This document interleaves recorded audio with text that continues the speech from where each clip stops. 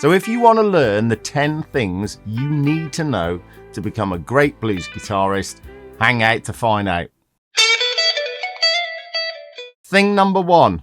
What is it, Big Jim? Yep, it's listen to a ton of records. You need to listen to a ton of blues records. And I'm going to give you 4 great ones to start off. You need to listen to Live at the Regal, Born Under a Bad Sign, the Beano album, and Couldn't Stand the Weather.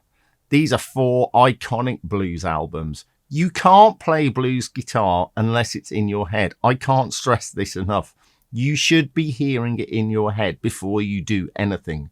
And you can't hear it in your head if you haven't listened to it enough. So grab those albums, just listen to them on the way to work, listen to them while you're drifting off to sleep, listen to them so it's going round and round and round in your head. That is so, so important.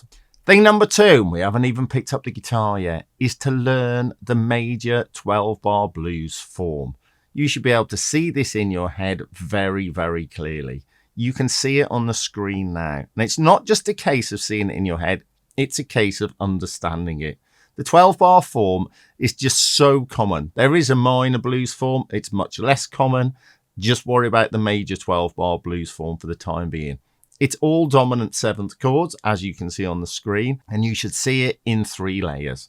Layer 1, layer 2, layer 3. Layer 1, as you can see, is all the same thing. Nothing much is happening here, right? It's just kind of setting up the form.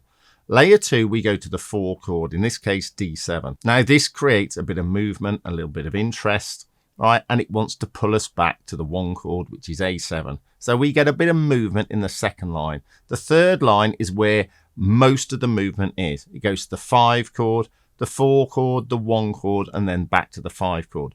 That absolutely needs to be imprinted on your brain. You need to be able to do it in different keys. And on the guitar, you just see it like this. You see it there, there, and there. Those are always going to be the 3 chords. It doesn't matter where you start from. It could be G7, C7, D7. That's how you know what the chords are in a blues. F7, B flat 7, C7. If you just see it with bar chords, which we're getting onto next, it's dead easy to see what the chords are, so you can visualize it very clearly when you're playing over this stuff. My Patreon channel is going really well at the moment. Lots of people signing up to that. Some fabulous stuff on there now. I've got maybe like 100 videos on there. There's an absolute wealth of tuition. It's like all this stuff, but in a lot more detail. And it's the price of a cup of coffee a month. So well worth checking that out. Thing number 3, learn dominant 7th bar chords. Now, open chords aren't really as good because the problem with open chords is you're more limited to the keys you can play. Right, with bar chords, you can play in any key. So you need to learn these chords. Like I said previously, you could adapt this to any key, right? Another little alternative, and one I do a lot, is I'll do A7 here, D7 here, or D9.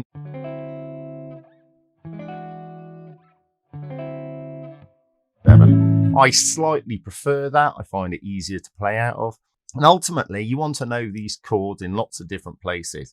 But if you've got a handle on those positions with those chords, you've got a head start straight away. Next, we're going to be putting this into context. So item number 4 is to learn some shuffles. You've got to be able to do something with these chords. And I'm just going to go over 2 really basic shuffles that are very cool and very widely used in blues music. This is shuffle number 1.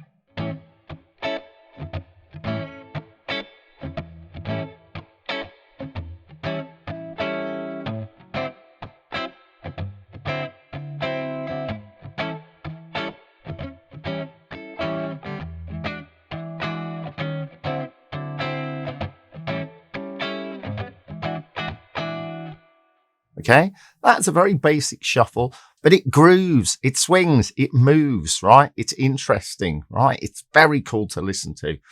Now we're going to do a slightly different shuffle. I'm going to use this shape, which gives a 6 A6 to an A9 flavor.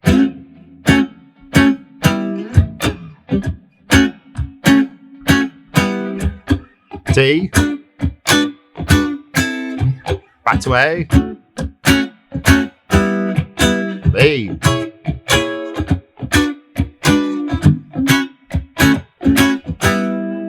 So there's just 2 basic blues shuffles. The chords I used the second time were basically these: A6, A9, D6 to D9, and E6 to E9. But you get this, which is a very cool sound. It's in the blues all over the place. So you need to look at different blues shuffles and be able to play a bunch of blues shuffles as part of item number 4. Okay, item number 5. What about soloing? Well, you absolutely need to know the minor pentatonic scale. You just can't get away from it. It's so predominant in blues playing, and position 1 is absolute king for great reason. It's easy to play out of, and so many guitarists have got tons of licks in position 1. Stevie Ray Vaughan, for example, spent half his life in position 1, you know, and that just goes to show what you can do with position 1. So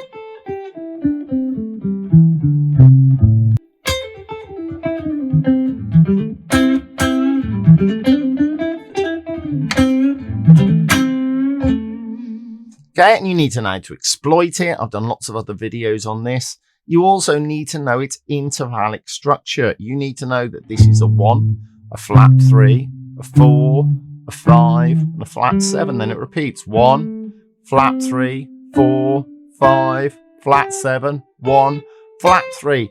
The reason you need to know this is because the intervals have got distinct sounds. The minor third has got this. Sometimes I say, what do I say, Big Jim? A snarly sound. It's there. It's there. See, when I know where that minor third is, I can create that sound all throughout the minor pentatonic position, right?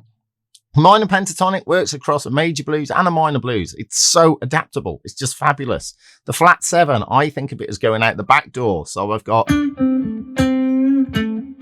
the back door, back in again. Yeah. And I've got that sound in my head, so I can evoke that all over the place because I know it sounds and I know where those intervals are. So the minor pentatonic position 1 is absolutely fundamental and comes in at number 5. Okay, in at number 6, you've got to be able to use position 1. And for that, you need to have 5 basic licks, right? There's a link on the screen to a video I've done, which has got some minor pentatonic licks in it. But you need to know 5 really well. One might be...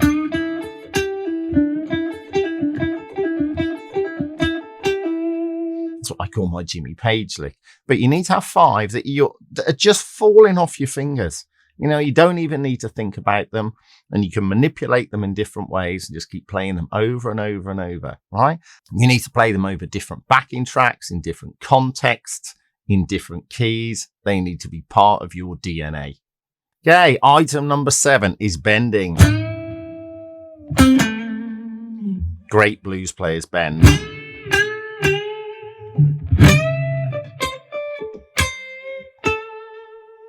Now, when you bend, you need to bend with the correct technique. You need to get your thumb over the top of the neck. So the crease of your thumb is right on the apex of the neck there. And then you're bending into your thumb. And this is giving you the proper control, okay? When you're bending, you're not bending with one finger. You're bending. Third finger's great to bend with because you get the other fingers behind it. And when you're bending, obviously you're bending to a given note. Here I'm bending a full tone. Yeah, so your bends need to be mega accurate. If you want to check they're accurate, put a tuner on the headstock, bend, and check whether you're playing the right note. It's a super cool way to get your bends mega accurate. Point number 8 is vibrato. Vibrato is such an important technique in blues. B.B. King is the absolute master of it. Watch him. All right. Now, what you need to do with vibrato is you need the correct technique, just like you needed the correct technique with bending. And the correct technique is to have that side knuckle right on the side of the fretboard there and just rotate off it. And it's your forearm doing the work, not your finger. You can kind of go for the butterfly thing like BB. Yeah, with the index. For the index finger is great to vibrato off because you can use the weight of the hand. Yeah, so think about how much you're moving the string. That's moving it a lot. And That's not moving it a lot. Think about how fast you're moving. So there are two elements to vibrato. The next item is dynamics. Stevie Ray Vaughan was incredible at dynamics. That's like playing hard, soft, loud, quiet, fast, slow. It's such an important part of blues playing because blues playing is so dynamic. Things like this.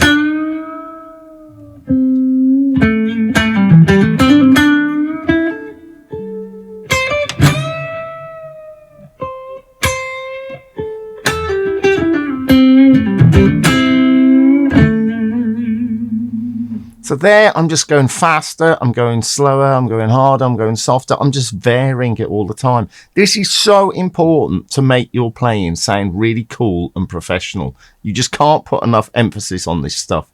And however much you think you're doing it, do it more, right? Put loads of dynamics into your playing.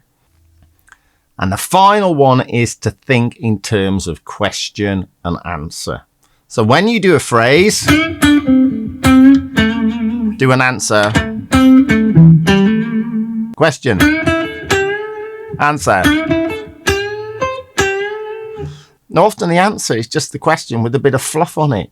But just think of a conversation. You could think like, how are you today? I am fine, thank you. Even daft things like that, right, will really help you with your playing and give your playing meaning, melody, and make it sound more vocal. So there we've got it. 10 absolutely killer ideas that you really need to implement in your blues playing if you're not doing already. They're all mega important. They're not the only things, but you need to start with number one. You need to be listening to stuff because you need to have that in your head before you can do any of this stuff. Always appreciate you guys liking and subscribing. Don't forget to check me out on Patreon by clicking the link below. Catch you next time.